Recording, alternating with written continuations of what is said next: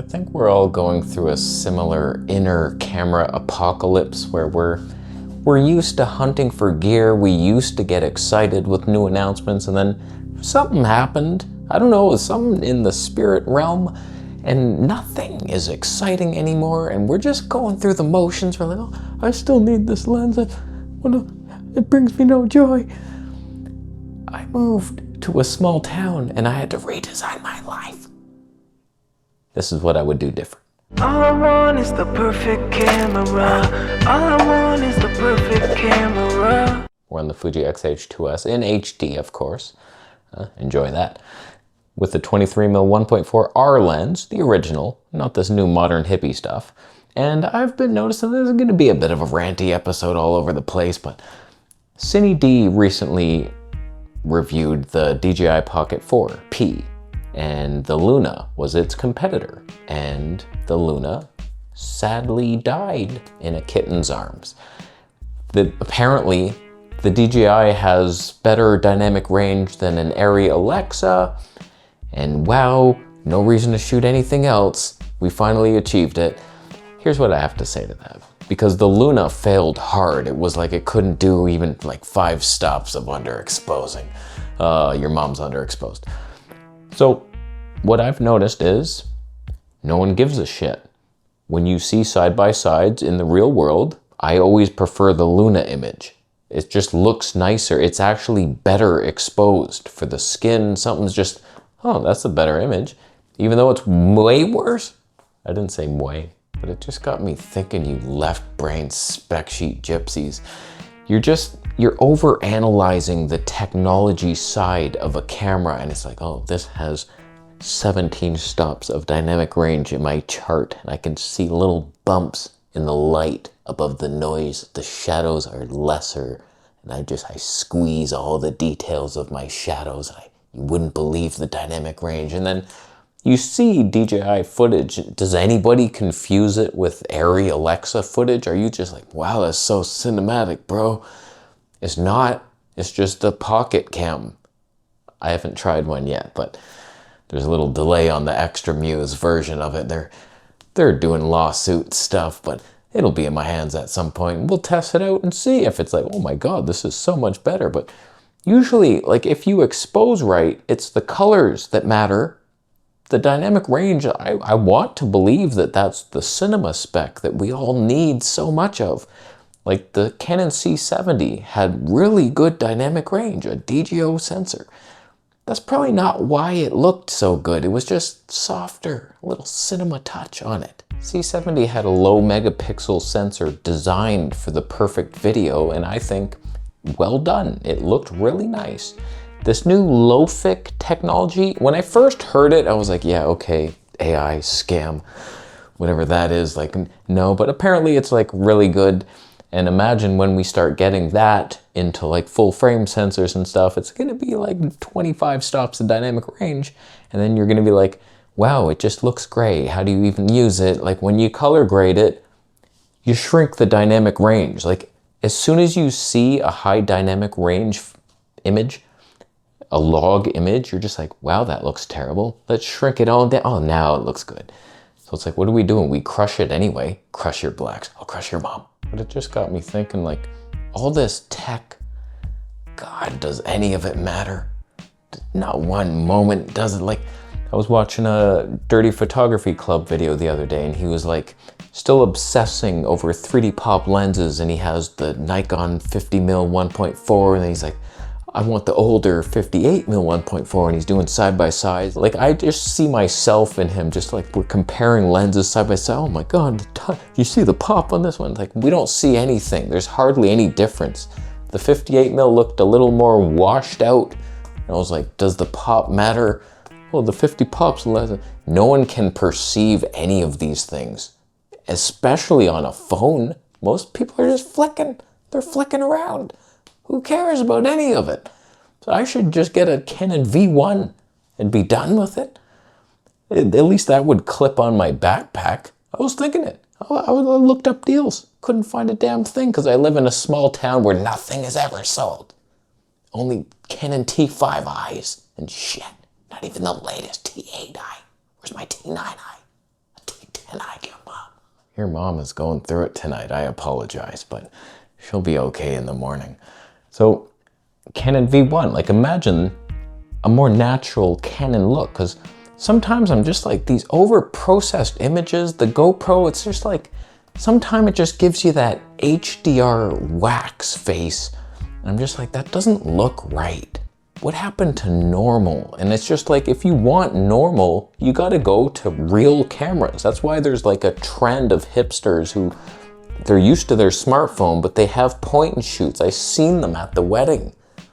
Women with their little point and shoots. I was like, what are you doing, you trend hopping freak? But like they're onto something because it's a natural image, like a Fuji. Come on, HD, that's more than you need. So it's like a Canon V1 would have a more natural image than the Luna or the Pocket 4. It would have less dynamic range, probably. Stabe not quite as good, most likely, but you're getting Canon colors with a little C log 2. Not my favorite log. 3. That's not my favorite one. So it's like, and then a real audio jack in there. It could clip on my backpack. I'd be flying. And then 4K 60. Is that amazing? Kind of, for everything I do now. It's like, what do I even need? Just slow it down a little bit. That would crop in with a telephoto zoom. 4K 60, what are you doing? Who needs more? My brain still thinks that I need certain specs when in reality, I don't at all need any of it. Most of the time when I'm filming anything, I do 60 frames per second just to have it a bit slower, to smooth the stabe out a bit. And it's like, okay, if that's all I need, anything is good enough. And it's like, I want super slow-mo. I still want it, but I'm just like, okay, I've had the GoPro for what, 2 months now? What have I done in slow motion? I've done some things at the beach. We had some moments. We threw some sand once, and I got some flying insects. Not a lot has happened so far, and I'm just like, man, I need this. And 960 frames, like when I tried to do a front hand somersault, I was like, it's too slow for this. Like, it's so damn slow. I was like, damn, I should have just done 480 max or just used the 4K 240. And it's just like, I don't know what I got. Like, I don't want to injure myself. I'm old. I think of doing, okay, I could do this super athletic thing, and I'm just like, I'm just gonna tweak something, and it's gonna take me months to repair it, my broken vegan body. I'm just like, I'm not risking anything, so what am I gonna film? Like, I just run or something? It's like, wow, this is good content, man.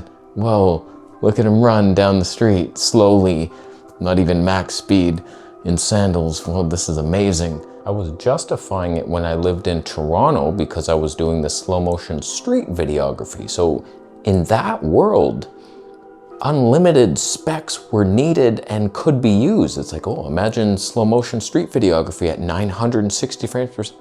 It might be the most glorious thing ever. So like, I could be searching for gear to do that. And wow. But now, what am I gonna do here? Corn grows slowly. I don't need 960 frames per second to film it. So it makes more sense that I myself just humble down with the equipment, and I'm pretty happy with the Fuji for wildlife mostly, and then Nikon to film YouTube stuff, and it's my workhorse in the sense that companies sometimes send me lenses and I review them on the Nikon, and then I sell them eventually and nobody ever buys them. You wanna prove it? I have many things that will never depart my life because Kingsville has nothing to photograph. Therefore, there are no photographers. Why would there be? There's nothing to film. So this is one of yours now. Thanks, Fuji. That's overexposed. Who wants it? Who lives in Canada? TT Artisan 50mm 1.8. Has no manual focus on it, but it autofocuses for Nikon, was it? Nikon Z mount. If you live in Canada, email vegetableplayz@gmail.com and I will ship it to you. Priority goes to the guy who can pick it up in Kingsville so I don't have to move outside. Also, does one of you jabrones want this point of view thing that radiates your brain and gives you AIDS? POV head tracker for Luna Ultra. let me know. So there's 2 things that I'm giving away. I seem to be building up all these things that I don't need. There's the point and shoot grip too for the Ace Pro 2, that grip thing, you want it? There are 3 things. I better get 3 emails. Live in Canada, I'll pay the shipping, bro, send it to the US. It charges customs and tariffs, and then you're like, oh, I'm not paying that. Then it comes back to me. Also, stay tuned. In the future, I might be getting a new scooter to review, and if I do and it's good, it's slightly lighter than that Titan freak in my living room. So if that happens and it can replace it, no, you can't have the Titan, but you can have my older Highboy Max Pro, with the caveat that I just got a replacement motor and I'm too lazy to fix it and reinstall it. You would have to do that, but trust me, that counts as a gift somehow. You just have to hook it up and take some things apart, and it'll be a hellish afternoon for you, and you have to pick it up in Kingsville. Obviously, I'm not shipping it. It's too heavy. Go home. He's so generous today. But stop obsessing over gear and stop wasting so much time pursuing it and dreaming of it. You don't need any of it. It's the least exciting thing of filming something. It doesn't matter. Just get something you like. You don't need anything more than the Fuji X-H2S, if we're all being real. You want the FX5? That's what you're going for. It's like $10,000. And you have to reboot every time you just change. Oh, my shutter. Oh, reboot. Don't quote me on that. You don't need the gear. You don't need your special lens. You need a couple EF lenses and that's it. Just make sure they pop. Or I'll pop your mom. I'll leave. Do you agree? I think you do. Thank you for the Bitcoin technology. If you want someone to donate to, that guy saves children. Frickin' Troy Brewer, the hero. They gave me a free shirt at the barn, and I've donated to him, and you better. Next, I'll leave a link. Kids, not cameras. Kids over cameras.